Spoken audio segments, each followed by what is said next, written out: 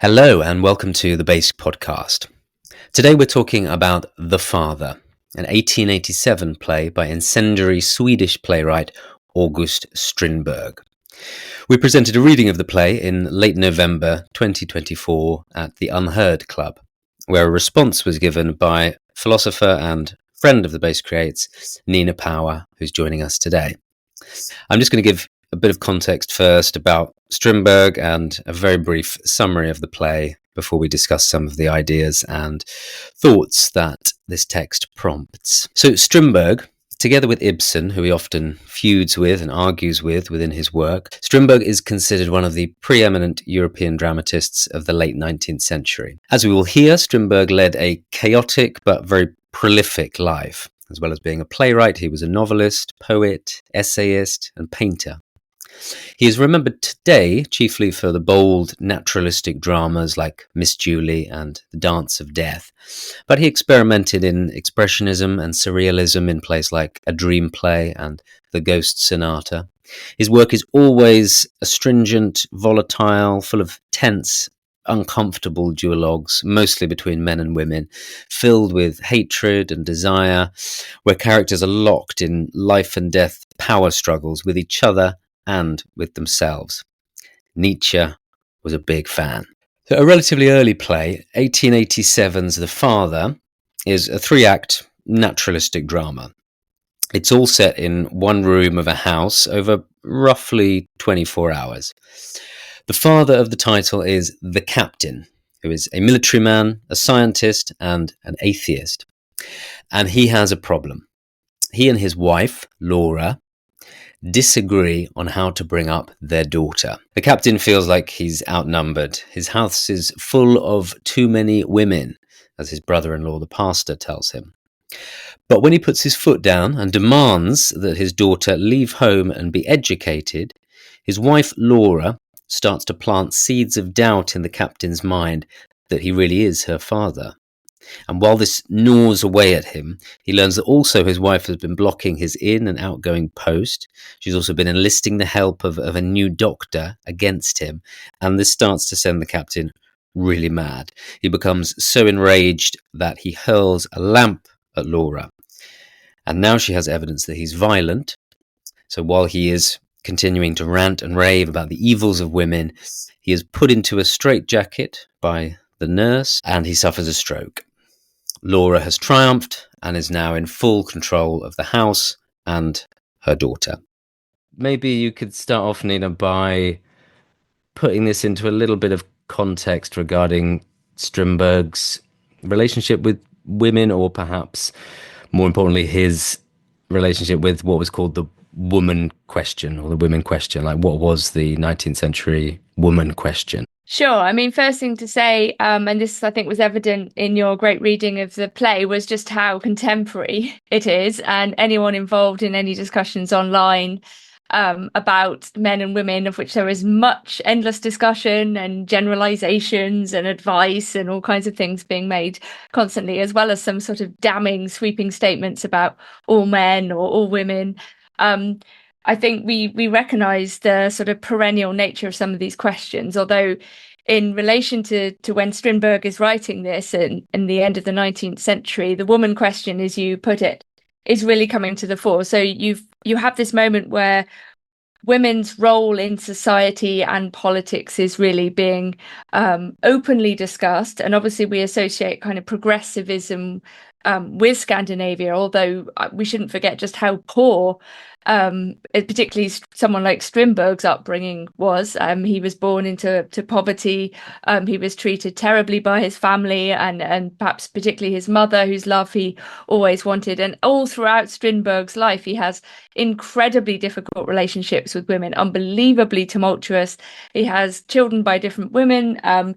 He sort of loves them and hates them. The naturalism of the father is in many ways clearly based on a relationship he was having with a kind of minor aristocratic woman, which was falling apart. And the woman question then really in the broader sense is to do with kind of economic shifts, the way in which women are becoming more involved in social life and work life, also to do with the role that they might play politically. What is a woman if she is not only a mother, for example? And Strindberg is a mess of contradictions. I mean, he often encourages women in his life to become writers or try to become actresses and so on. So he's clearly not averse to women's participation. He's not traditionalist in many ways.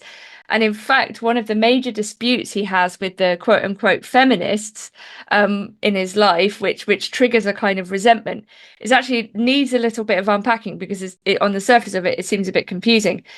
Strindberg was actually very progressive for his time, and he wanted women, in particular, to have the same kind of sexual freedom that men did, and this is a time when there's lots of discussion also about prostitution and the way in which it was really quite common practice for men to visit prostitutes, but women had to be let's say virginal until marriage, right? So there was a clear sexual double standard, and Strindberg was really on the side of a kind of free love, kind of proto-hippie thing, and he wrote a kind of manifesto or letter along these lines, and he was then viciously attacked by a group he identified as the feminists, who were not feminists in the liberal sense that we would understand today, but rather they were reacting against what they perceived to be the overly progressive nature of Strindberg's desire. So actually, they wanted to say no, women need marriage and to behave virtuously and so on. And this is sort of dangerous rhetoric. And they had a role in censoring some of Strindberg's work, and it may even have gone all the way to the top of Swedish society with potential royal involvement against Strindberg, and quite understandably, this induced in him a kind of lifelong sort of vengeance and hatred for the feminists as he understood it. And I think it's almost as if, well, I tried to defend women, I tried to stand up for women, and look what they did to me, right? So screw you guys, like, I hate you now because I tried to be on your side. But then it's also mediated all the way through his personal life, and that there's a couple of excellent biographies that we've all been looking at, which really outline, one by Sue Prideaux and another by Michael Meyer, which is a bit of an older biography, but that really demonstrate this kind of huge oscillation that Strindberg has between love and hate and passion and so on and so forth. He's a very extremely dynamic, unstable character, but brilliant, constantly producing work. We only have access to an incredibly small portion of Strindberg's work in translation, but he was writing, diaries, journals, plays, novels, including also art criticism. We don't have really a good sense of Strindberg. We think of him maybe as, in relation to a couple of plays, a rival of Ibsen. They were sort of obviously they are the two main 20th century Scandinavian playwrights that anyone's ever heard of, battles over naturalism and so on. But I think with the woman question, he periodically writes some really quite funny things, and I just got one quote from this period of the play, from a letter. He says, "My misogyny is purely theoretical, and I can't live a day without deluding myself that I warm my soul in the glow of their unconscious vegetable existence." Wow. So we've got Strindberg feeling very conflicted, let's say, about women. I mean, I'd always read this play as, well, I've been torn between like two possible interpretations of this play. One, that this is like a polemic where he's attempting to redress the balance. You've had Ibsen's A Doll's House like 8 or 9 years before, which is all about a female emancipation from the patriarchal system and her striking out for a new life on her own. So I read this as Strindberg saying, well, if you do that, chaos will kind of come. Like once you sort of dethrone the man, and we see that in the course of the play, like once the captain starts to be dethroned, all these other forces come out, and unhappiness is inevitably in tow. I remember you speaking, Nina, about the kind of indeterminacy in the play, and how it's perhaps not so clear that this is like Strindberg's riposte to the like attack against women, and actually like when we're very destabilized within the play, there's no objective third eye position we can take. Yeah, absolutely. And I think this is a very canny insight into romantic relationships. And anyone who's ever been in a particularly long-term relationship, but even a short-term one, will recognize the impossibility of particularly when you're in an argument, there ever being any kind of neutral perspective. um, and because one side believes they're right, the other side believes they're right, and this is what happened, and this is what you said. No, it isn't. This kind of endless back and forth, and there is no neutral adjudicator. And in this sense, the play is quite Nietzschean, and we know that Strindberg and Nietzsche have some overlap. There's a letter, I think, is it Nietzsche writes to Strindberg, who, after reading, I probably reading The Father, but certainly reading something by Strindberg and saying, yes, you're absolutely right. But I think in the Nietzschean sense of having these kind of multiple perspectives, right? This is a sort of crisis in knowing, which goes all the way down to whether the captain can really ever truly know whether he's the father of his own child, right? So, and this is a kind of, as you say, Oliver, like a sort of crisis of order, patriarchy, hierarchy. If you don't even know that, then the whole kind of structure is in chaos and flux. And some of the other concepts that are floating around about this time also in Nietzsche are questions of the will. What is it that's behind everybody's action, that maybe not even manifest, but is sort of operating through and between them. So you have also this sort of question of anthropology, if you like, and then are men and women different? And how are they different? How do their wills manifest themselves in the world? And what would it mean if women are both able to have children, but also participate in social life? What role is there for the man in that sense? And I think it sort of poses that question through this idea of cuckoldry and the idea that the man is potentially always sort of being undermined in his role by women who are perhaps operating with a completely different will, which makes no sense to men who've lost their sort of place in the world. Yeah, the doctor actually diagnoses that. I think he diagnoses that as the main cause of his madness is the lack of will. The doctor says if you lose control of your will, you lose everything. The play, like Ollie said, I think I when I was kind of first reading it or first kind of studying it, I was expecting it to be some kind of polemical tirade against women, and I think you can sense there's an anger there from Strindberg. That does feel palpable. Something is there, but then because Strindberg is one of the great writers, it escapes from him. From any sort of simplistic dogma on his behalf, and it just kind of plays itself out as a very complex piece with complex characters, and there's no simple solution, is there, to these problems? I was just going to say, like, when you were saying, there's no like authority that the two characters can appeal to and say, like, he did say that, didn't he? The audience is kind of in that position because we're going, oh no, but wait, you did say that before, and there are points where you can make some objective judgments that are like, oh no, Laura has definitely lied there because she said something earlier to manipulate him. And you can actually see almost like dramaturgically within some of the scenes, some of those amazing duologues between the captain and Laura, it's almost like they are like trying to recruit the audience to be on their side. Like you start off the scene, you're like, oh, I'm totally on the captain's side, and then Strindberg moves you around, so you may be more on Laura's side. So there's this kind of battle actually going on with the audience as well. Yeah, completely. And I mean, I think this how to put it, like there's almost this, the reason why it's successful is because it's not black and white. And I know that in previous earlier work, Strindberg had been much more polemical and much more obvious in the negative and positive characterizations. And I think part of the development of The Father is in response to this very famous critic at the time called Brandes, who had said to Strindberg of an slightly earlier play called The Crusaders, that you've totally over moralized the story. So he almost makes it much more. He makes it much more subtle and therefore much more relevant and interesting for us.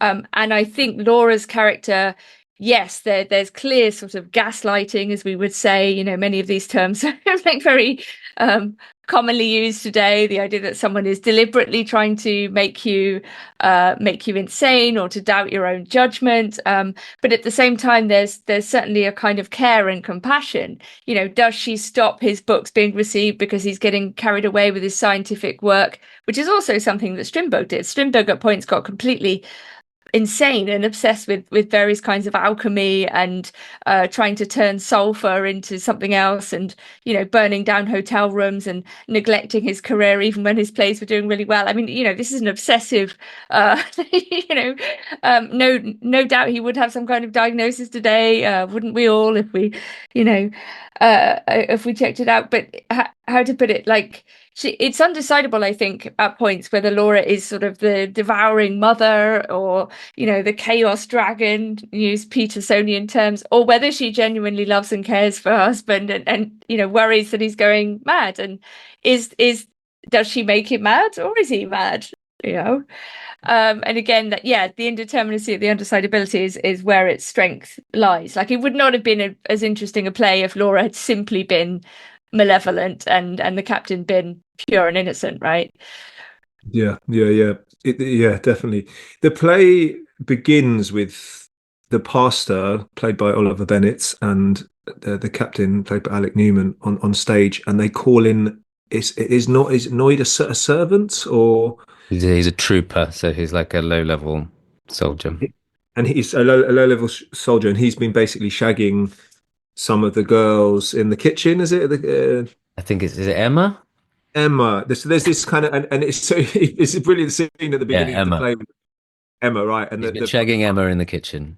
He has, right. We're not, and she's now pregnant. But then the question becomes, we don't know who the father is. So the pastor and the captain are telling him off, and the captain actually says that he's given Noid a thrashing already. Which is just quite a wonderful sort of some wonderful previous circumstances for the characters, and that it's this brilliant sort of by Strindberg that we have this lovely scene at the beginning that sort of sets the whole play up, because we don't know we don't know if he is the father of this child, because Emma has also potentially been shagging Ludwig, and that sort of sets it all up. And so Strindberg plants this lovely scene at the very beginning, and then the pastor and the captain kind of launch into a discussion about Bertha, the daughter's future. And it's interesting that Strindberg has a kind of religious figure on stage as well. He has a kind of he has the pastor on stage. He's a religious figure, and then the captain is an atheist, right? And this is another thing that's quite interesting about this play, is the women they all seem to be religious, and they want the daughter to remain so. And I think that I found that kind of confusing, because I think the modern world you'd probably think the other way around or something, wouldn't you? You'd have some stuffy old religious person up against liberal atheists or something like that who want it. But the play it's something a bit different, right? I think there is a critique of religion, though, certainly of a kind of pietism, like the nurse, the older woman who's brilliantly read when you performed it. I can't remember the name of the actress. Linda. She was fantastic, and one of the aspects of the nurse's character, who's sort of being manipulated by others in order to ultimately help with the kind of sectioning, if you like, in contemporary language of the captain, is her reliance on kind of religious platitudes. And I think the pastor and the nurse are both relatively useless in this scenario. And I think Strindberg is very much trying to say that these kind of religious platitudes, these superficialities, are not helpful for addressing modern problems such as the one encountered in the play. Like, they don't offer the answer. And the pastor, apart from commenting and saying, you know, you're surrounded by too many women, and you know, he's more observing, and the nurse is more sort of pacifying, rather than helping to think through anything in any real way. I mean, the past is completely weak. He just like he's the only one who actually knows the truth because he's Laura's brother. He knows what she's like this behavior we're told is not totally out of the ordinary. And yet, as you say, he's shown to be completely ineffectual and very, very easily manipulated and co-opted by Laura. And I couldn't help but think of, we've got the priest and the doctor, these two like pillars of the community, these like institutional figures that are kind of supposed to provide some kind of objective perspective on life, right? And they are really shown to fail. So it's a kind of institutional critique going on here as well. Yeah, I mean, I think that's right. I think it's every possible pillar of society is sort of on trial here, or many of them, right? So that the health, it's question, what is health actually? Like, is the captain really mad? What is madness? Is it the madness of the social? Is it the madness of the couple? Is it the madness of the individual?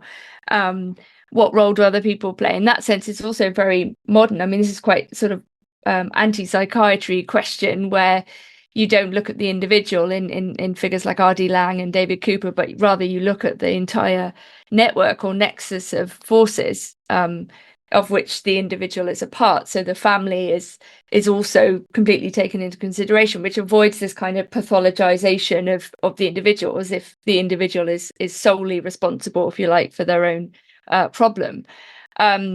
But yeah, there is this sort of sense of claustrophobia where you've maybe got too many weak men and also too many strong women in the same house, who are constantly sort of slightly overlapping and miss overlapping with one another. And so that, yeah, the doctor has no strength, the pastor has no strength, there's no hope to be found in this old platitudinous religion.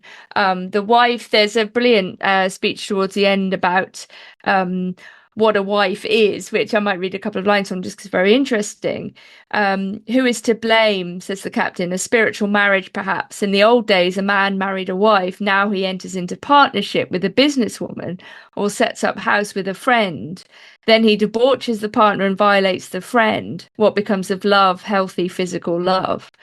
And so there's this kind of sense of the bureaucratic and the worldly destroying romance, and I think this is a discussion that people often have today as well. Like, if when men and women are so close and so proximate, they're working together, everyone's on the same dating apps. And remember, I mean, the dating apps, they originally were for gay men, and the debate when they launched them for heterosexual men and women was, oh, women will never go for it, heterosexual women will never go for them because they want romance. Their sexuality is not like that of a man, and but here we are, right? So that everybody's sexuality has been perhaps made more similar to each other, and this kind of proximity and this claustrophobia that I think Strindberg is identifying in Swedish societies in the form of the household, where the uncertainty of the role, like who is the woman? The woman is not just a wife and a mother, and you don't even know if she's the mother of your child or the mother of a child, but she's a business partner, right? She's become overly worldly. I've just finished reading your book today, Nina. What Men Want, What Do Men Want, which I would highly recommend to anyone listening. And it's quite a nice like partner piece for the father and Strindberg situation, isn't it? Trying to work out like what are the problems here? What are the clashes between men and women? Where has everything gone wrong? Because I feel like things have kind of gone wrong, haven't they? Really, in lots of ways. I'm not saying they were ever like right, obviously, but you do hear so many people say, I don't understand. I can't find men in this world. I just can't find anyone suitable. And then you hear men say the same about women. I think Stella Adler said about this play that this play is about the battle of the sexes, and someone will win.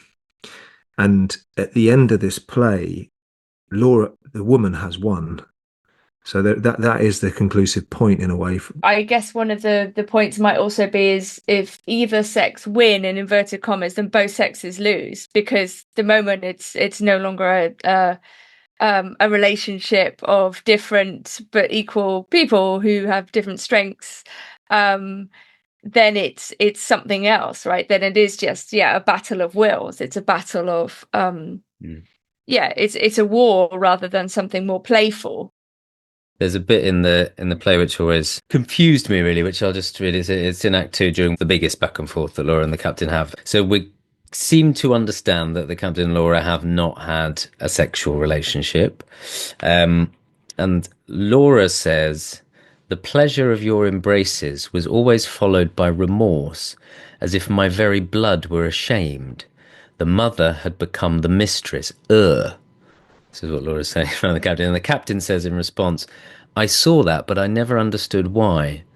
And when I thought you despised me for my unmanliness, I wanted to win you as a woman by being a man." And then Laura says, "Yes, and that's where you were wrong. The mother was your friend, you see, while the woman was your enemy. Love between the sexes is a battle." And I feel like Laura is saying, like, it was okay when I was your mother. When you tried to be a man and treat me like a woman, like, that's where it went wrong. That's where it became a battle.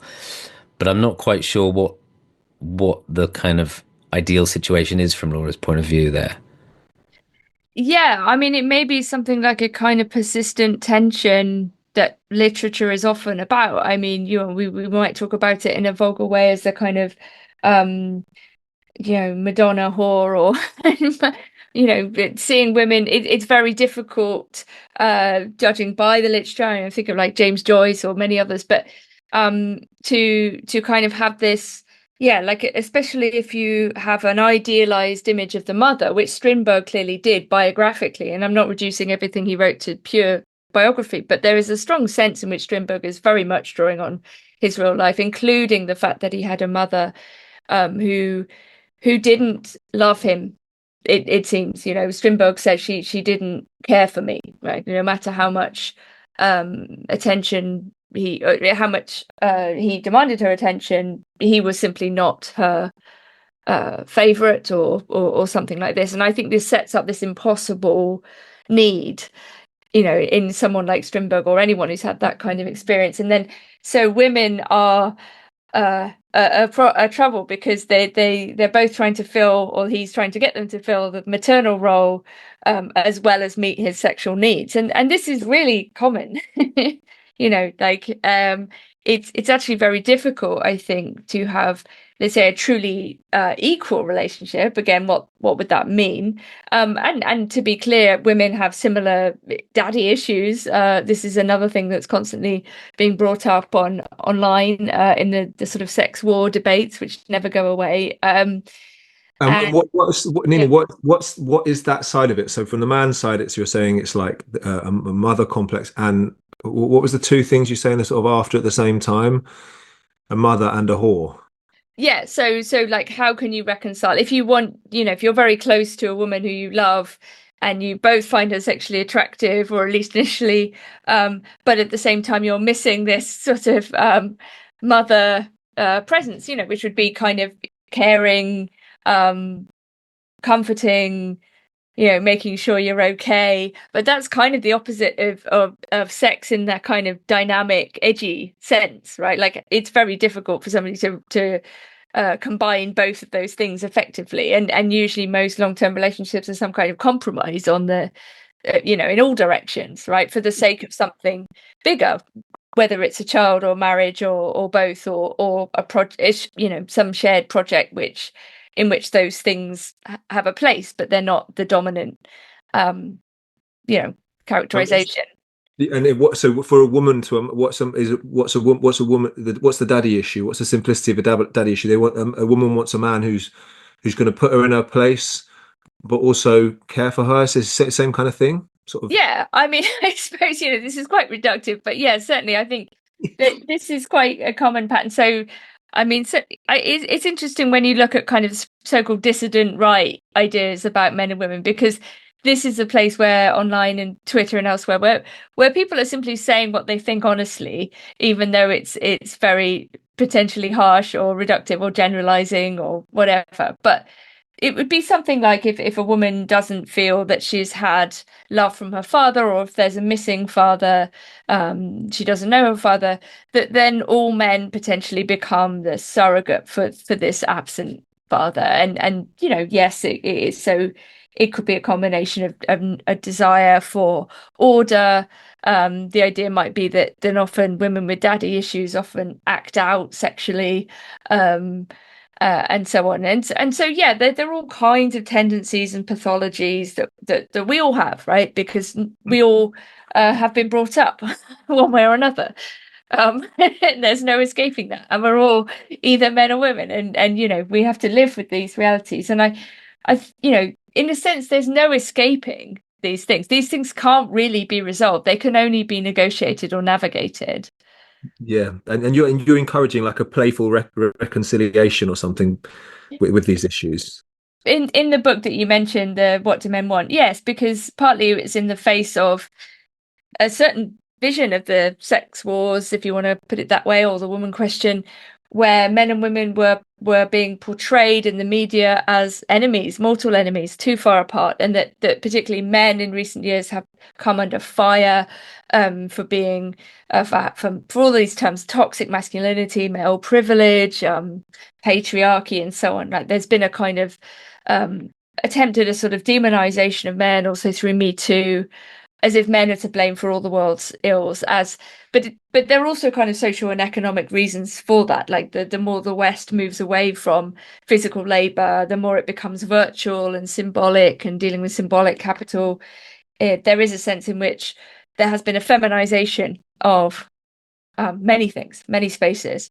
And the media narrative then starts to look like a kind of almost ideological revenge. And I'm very wary of vengeance narratives. I think we should try to notice them when they turn up. And they're also not true to our own experience of life, right? So most women have men in their life that they love: brothers, fathers, friends, partners, husbands, sons. And this kind of demonizing rhetoric, I think, is just a sort of disaster for everyone if people buy into it. It creates suspicion, and there's a lot of suspicion in this play, to be fair. That the whole thing is sort of predicated on a suspicion of what Laura is really up to, whether the captain is the father, what is really going on. And I think that kind of suspicion is always there. There's another scene, I think in Act 2, where the captain talks about, he says, and again, this sounds like lots of contemporary right-wing discussions, I know what women are really like. When I was young and handsome, I had these encounters with two women and they basically threw themselves at me, even though one of them was married, something like this, and this basically shows that all women are inconsistent whores, and why would my wife be any different? That women will jump at the first chance. And you see this discourse in the so-called hypergamy question. Hypergamy is this idea that women are always seeking to marry up, so that they want men who have high social status, whether it's money or social prestige. You sometimes get kind of evolutionary arguments about this, that, oh, well, of course, because if women want to have children, or women are programmed to have children, if you want to be really biological about it, and therefore it makes sense that they would be looking for a man who would be best placed to provide for them. But we might say perhaps this goes wrong when, as often happens, women start to fetishize men who are extremely violent or are famous for committing violent acts. I mean, recently we've seen this young man murder a health insurance CEO on the streets, and he happens to be very good looking, according to sort of certain standards, and so you've had this sort of outpouring. Similarly for Daniel Penny, is a very different context for his action, but as if men who are good looking somehow less guilty of the things, or their actions count differently, and lots of women have sort of expressed their sort of desire for these men. Yeah. It's interesting at the beginning of the play when as I said before, the first time you see Laura with the captain, he has got money issues, and that's quite an interesting setup. Mm. And you do there is something in that. There is something just in if you don't have enough money to provide for a woman, like it is hard. It's just for the male psyche. It's really, really hard to deal with. And I remember when we were talking to Stephen Burkov, he kept talking. He mentioned that when one of the big things for him when he was young was earning enough money to just take a girl out on a date and pay for it. And that was exactly the same with me when I was young. It was like just the feeling of just earning money in my bank and being able to go to take a girl to Pizza Express, right, was just felt so good. And not being able to do that was so hard. And I think it was I found it really hard when I was young. Well, not that hard because I was actually all right. But watching like drug dealers get girls, and they just got girls and they had loads of cash, and I used to see them in the bars and the clubs with these massive wads of cash, and they used to get them out, these wads of cash, and they used to wave them like this, and it was I mean hundreds of pounds, and the girls were just all over them. They just loved them. They just did. They just did.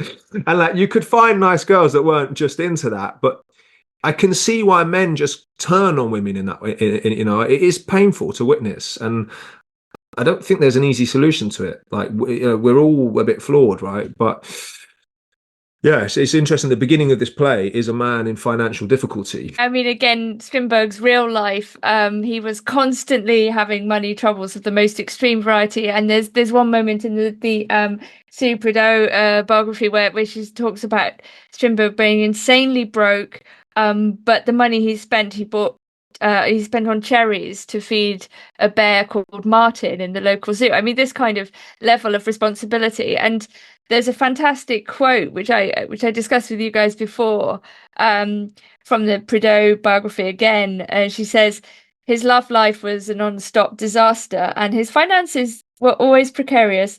A clue to the reason for which can be discerned in a triumphant letter he wrote to his wife, one of his wives.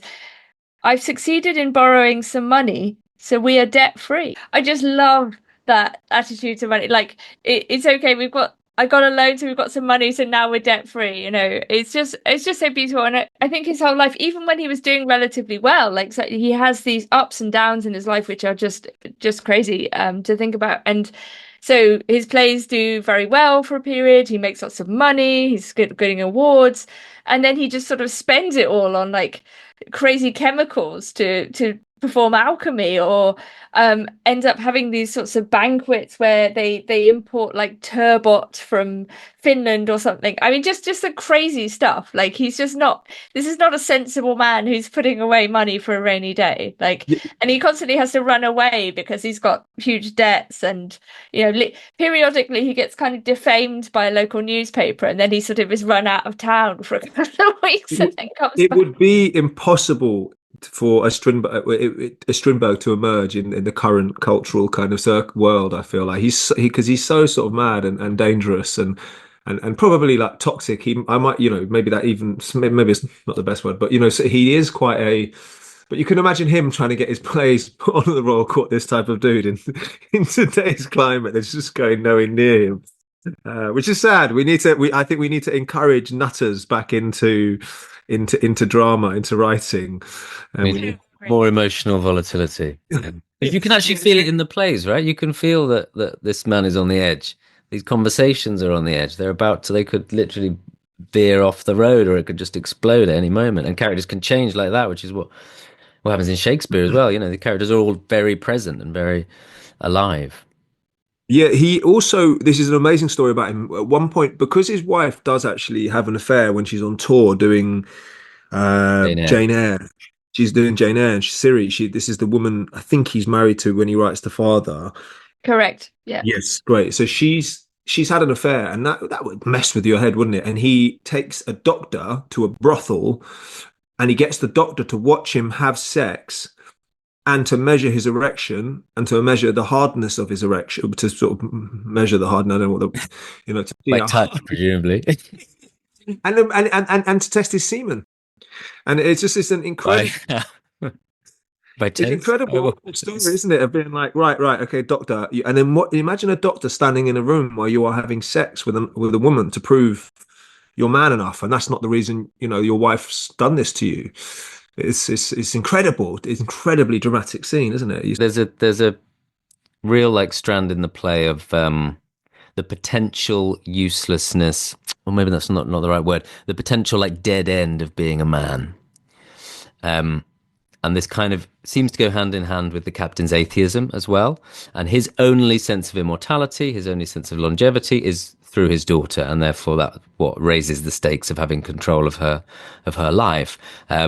Because it's seen as being biologically unfair actually against men that they can't, like they don't reproduce, right? Every man knows that he is kind of a dead end unless he marries and has children. Like that's it, and that makes you very potentially more afraid of death, and especially if he's an atheist as well. Yeah, I think that's right. I mean, and it sort of oscillates between this as in Morgan's story, quite graphic and basically bodily understanding of being a man and being a woman, and then this more spiritual dimension, or maybe the absence of the spiritual. And I think there's this kind of idea, like in the quote I read out before, that the spiritual dimension of love is being trashed by the modern world.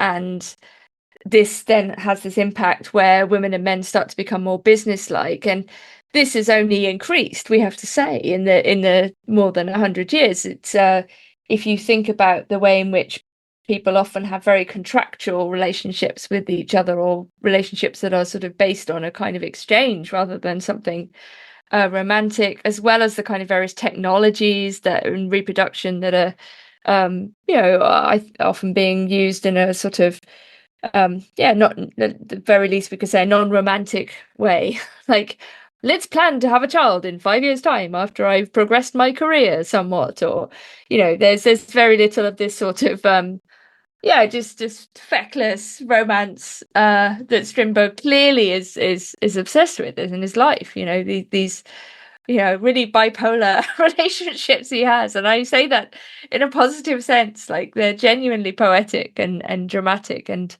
terrible. And he too has many affairs. At one point, he's basically set up by some ne'er-do-well magician. There's also a lot of magic in Strindberg's life. He's very associated with the occult and very strange things going on.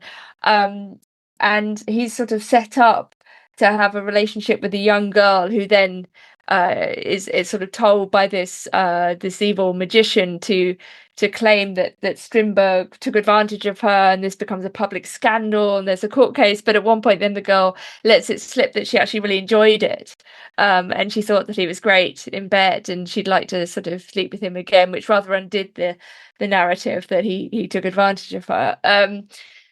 And he's constantly involved in these sorts of things. I was going to say, what just came to me is that Laura doesn't respect him. Like she does, I just don't feel like she respects him. I'd be interested. I think there's a very strong sense that she has used him to get a child, and that she's done with him once she's got the child, which I have heard some women say, right? Oh, I've got what I need now. I don't really mind. Not as a joke, but there's an element of like callousness, and that kind of plays into the man being useless and a dead end thing. But yeah, she doesn't respect him for sure. It's like those other great Scandinavian thinkers. What are they called? There's that pop band who wrote the song "All That She Wants Is Another Baby." ABBA. No, not ABBA. The 90s band. All that she wants is another baby. Oh. She wants is another baby. She's gone tomorrow. Are they called the Bass or something like that? They called Ace of Base. They have this song. They're also Scandinavian, so clearly it's North Couture.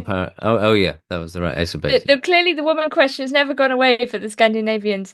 I mean, all that she wants is another baby. She's gone tomorrow. This is about a song about a woman who steals a man's seed in order to have a child. This is a deep fear, I think. It's not unreasonable in some ways. I can totally understand it. men tend to have a higher sex drive than women, and women may well be more strategic about certain questions. It's, one idea might be that women will provide sex in return for protection, if you see what I mean, because given that they have a lower sex drive anyway, generally.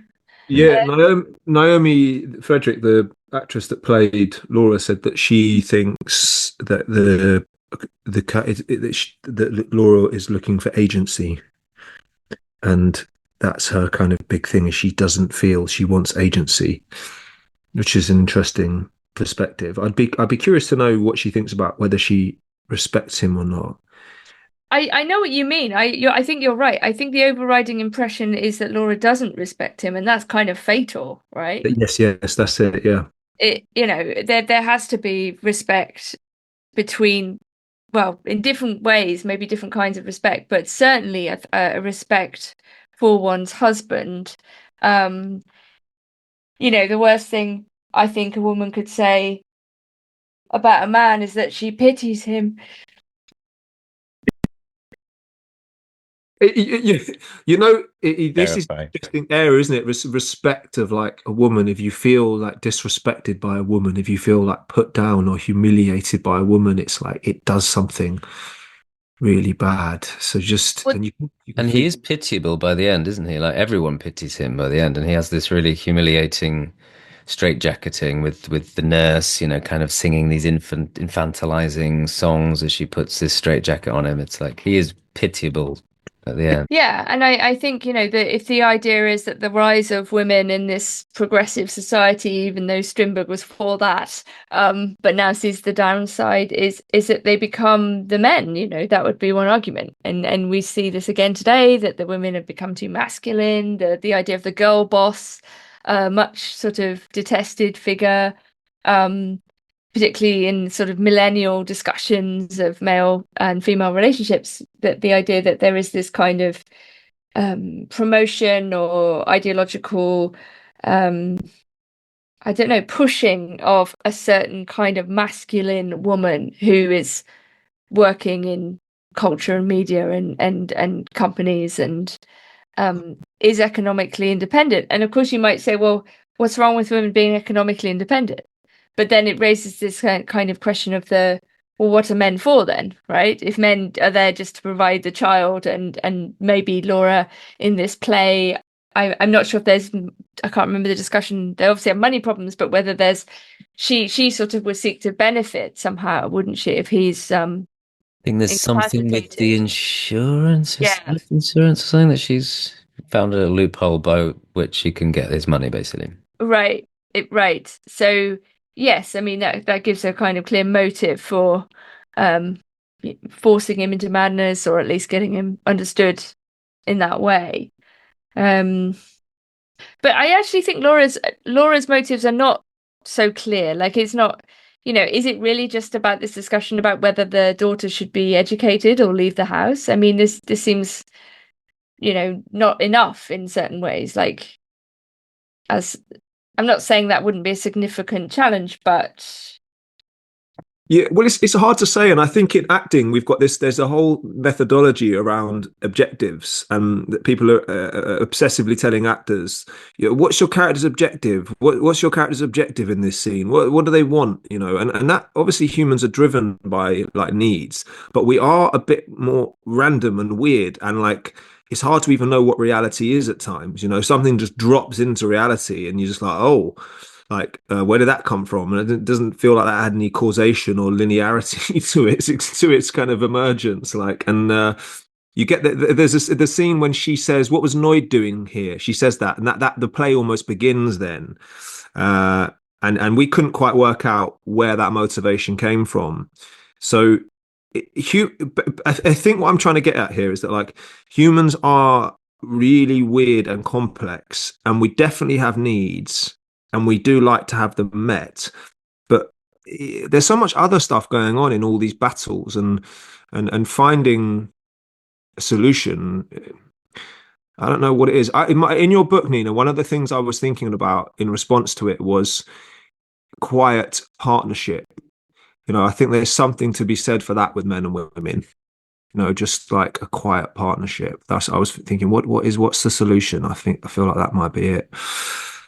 Yeah, it wouldn't make for very interesting drama, though. I mean, I totally agree with you. I mean, this is the kind of thing about what's that great line about all happy families are the same and all unhappy families are different. Like that, there is this, really what differentiates unhappiness and drama is unique in every case, right? And Strindberg's clearly, I totally agree with you, by the way, Morgan, about this idea of human motive. It's not obvious, so you can't just, it would be ridiculous if you could say in real life or in a play, oh, this character wants this in this scene and this is all there is. The randomness and the contingency and the back and forth, again back to that indeterminacy idea in the play. It's like, and everyone is constantly responding to everyone else, and everyone is constantly manipulating each other. And I don't mean manipulation negatively there. I mean, sometimes it can be negative, but the entire point of communication and interaction is to have an effect and to be affected. So we're always in this back and forth. And I agree, it's not reducible to some clear, coherent narrative. Like, life is very strange and people are very strange and we ourselves are very strange.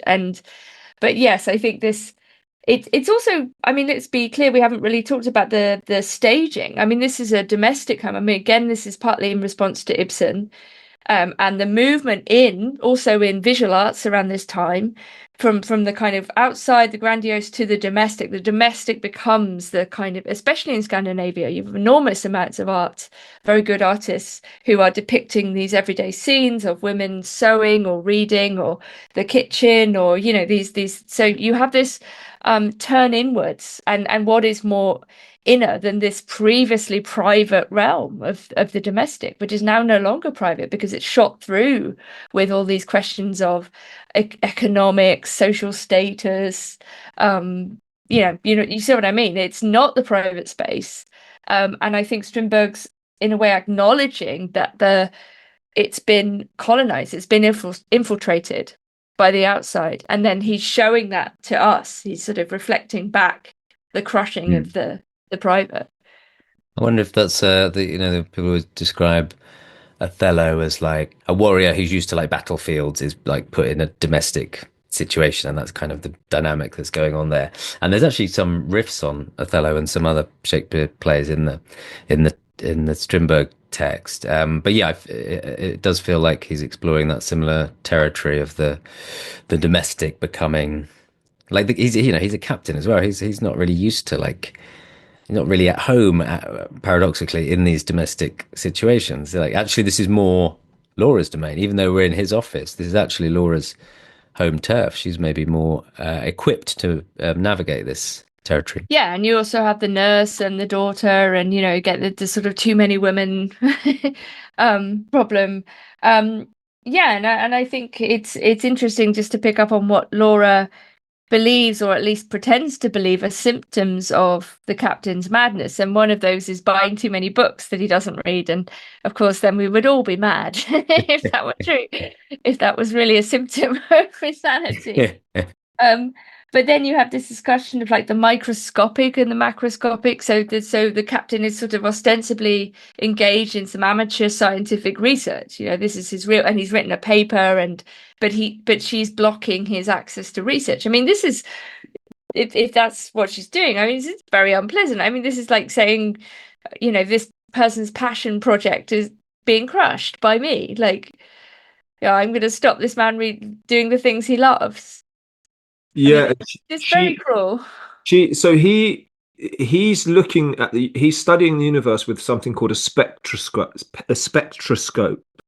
and she tells the doctor that he's studying the universe with a microscope, which is very funny because a spectroscope, from what I can like seeing from googling the images, it's like you look at light and rays of light, and you can then examine like the substance of the universe. But looking at a microscope is a bit to do this would be completely mad, and she says that to the doctor early on, and then sort of denies it, which is it's quite kind of nasty, isn't it, and manipulative and quite villainous behaviour there by her. So I was just looking at the end of the play. I was looking at the last thing the captain says. A man doesn't have children. It's only women who get children. That's why the future is theirs. and we Yeah. die childless. And then he sings this little ditty, gentle Jesus, meek and mild, look upon a little child. And the nurse thinks he's praying to God. I mean, he doesn't actually die. He has a stroke, doesn't he? But yeah, these last lines are very sort of being this prophetic, like. I mean, it is But remarkably prescient, isn't it? Like the way that in the late 19th century to have seen so many things that I mean, we didn't mention it by name, but we've touched on it, the content of it. But one of the reasons why we thought this was interesting to stage now is it does sort of show like a long housing in real time of this guy. And I find it remarkable how fresh it reads and how no, absolutely, and maybe just to sort of move towards the end, but in relation to my book that Morgan's mentioned, one of the groups I looked at was this sort of tendency called Men Going Their Own Way, or MGTOW, and they make this point, which is very similar to the captain at the end, that the vast majority, or at various points between I think about 40 and 60% of men never have children because they die in war, or they don't get married and they don't have children, and they that actually men are the ones who die childless much of the time, and it's much higher than you would think, because if you think about it, it makes sense because of things like war, and a lot of men die young without having children, and so on and so forth, and they perceive men therefore as being treated as dispensable or disposable,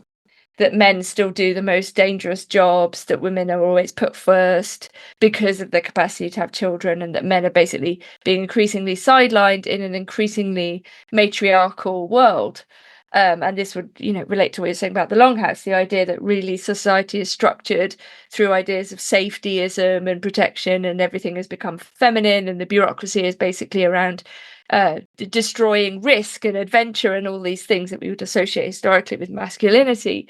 And then those things are coded as right wing or fascist, and we've seen that happen repeatedly in the last 10 years or so, that anything that is deemed to be overly masculine is depicted as being absolutely politically beyond the pale, or associated with politics that's beyond the pale. So yeah, I mean, I think Strindberg's play is extremely prophetic. It's extremely. I'm surprised actually that it hasn't been brought up more in the contemporary debates. Various books are like Sex and Character by Otto Weiniger, who writes it at 23 and kills himself in Beethoven's house, which is very, very depressing book about men and women.